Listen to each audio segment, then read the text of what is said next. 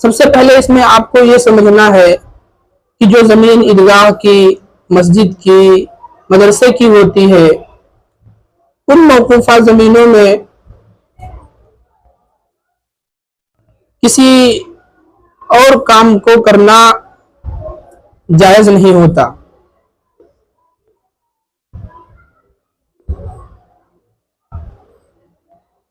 مثلا عیدگاہ کی زمین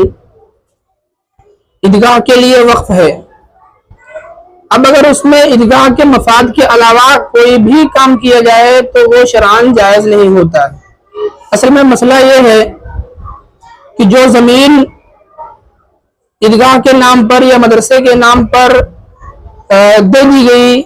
یا اس کا نام رکھ دیا گیا، عیدگاہ کا نام رکھ دیا گیا، تو وہ عیدگاہ کی، وہ بندوں کی ملکیت سے نکل کر کے اللہ کی ملکیت میں چلی گئی۔ جو موقوفہ زمین ہوتی ہے وہ بندوں کی ملکیت سے نکل کر اللہ کی ملکیت میں چلی جاتی ہے۔ یہ مسئلہ ذہن میں رہنا چاہیے کہ جو زمین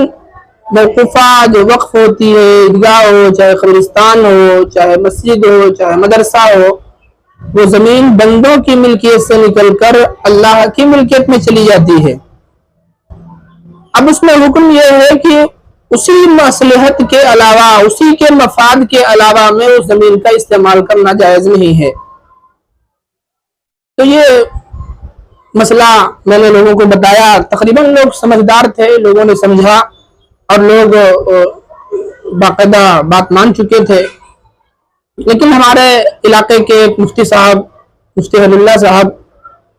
اللہ تعالیٰ ان کو صحیح سمجھ دے، وہ آئے اور انہوں نے ایک شوشہ چھوڑ دیا بے سوچے سمجھے کہ نہیں، گنجائش تو نکل سکتی ہے، گنجائش تو نکلتی ہے۔ سب سے پہلے میرا سوال یہاں پر یہ ہے کہ جب گاؤں کا قبرستان موجود ہے اور خود اپنا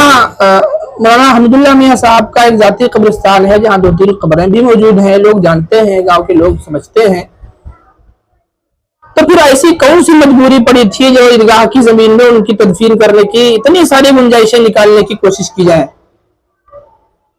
پہلی بات تو گنجائش ہے نہیں،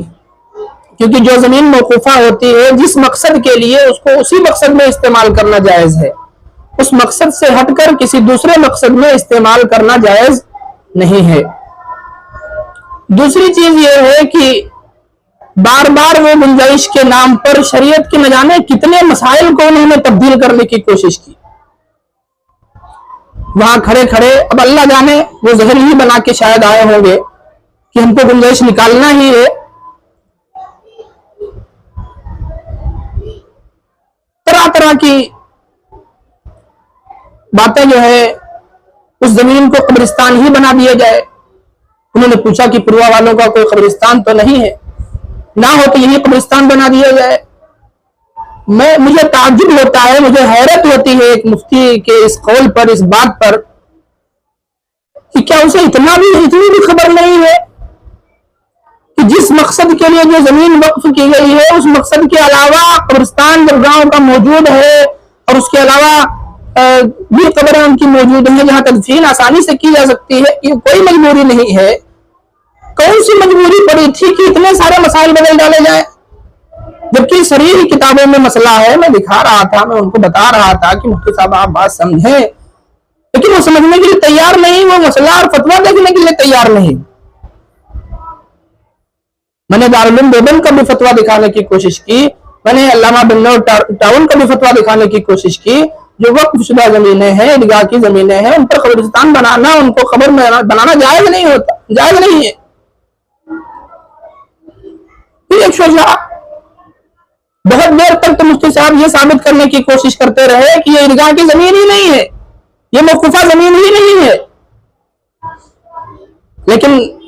ماسٹر صاحب نے جو اس کی وضاحت کی نہیں، یہ عیدگاہی کے نام سے ہے، اس کے کاغذات ہیں، تب جا کے یہ خاموش ہوئے کہ وہ عیدگاہی کی زمین ہے، تب انہوں نے مانا کہ یہ عیدگاہ کی زمین ہے، وہ یہ بھی ماننے کے لیے تیار نہیں تھے۔ مسئلہ نکالنے کے لیے آدمی کس حد تک جا سکتا ہے؟ شریعت لگ رہا ہے کہ ہمارے اپنے ابا دادا کی ہے،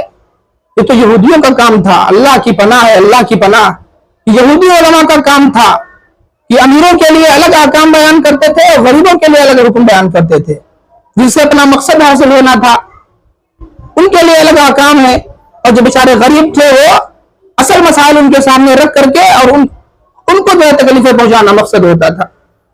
مجھے بڑا تعجب ہو رہا ہے کہ ایک پڑھے لکھے شخص پر اتنا ذمہ دار آدمی اس قسم کی بات کر رہا ہے کہ اس عیدگاہ کی زمین کو قبرستان ہی بنا دو، مسئلہ ہی بدل دو۔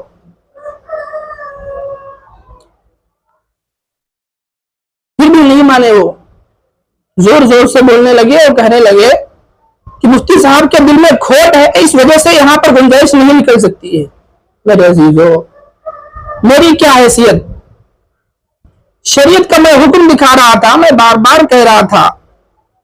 کہ اگر کوئی آپ کے پاس دلیل ہے، کوئی مسئلہ ہے تو آپ مجھے دکھا دیں، اگر اس کے خلاف کوئی مسئلہ ہے، کوئی گنجائش ہے تو آپ دکھائیے۔ سب سے پہلی چیز یہ ہے گنجائش نکالنے کی ضرورت کیا ہے؟ کون سی مجبوری پڑی ہے جو گنجائش نکالنے کی ضرورت وہاں پر آ رہی ہے؟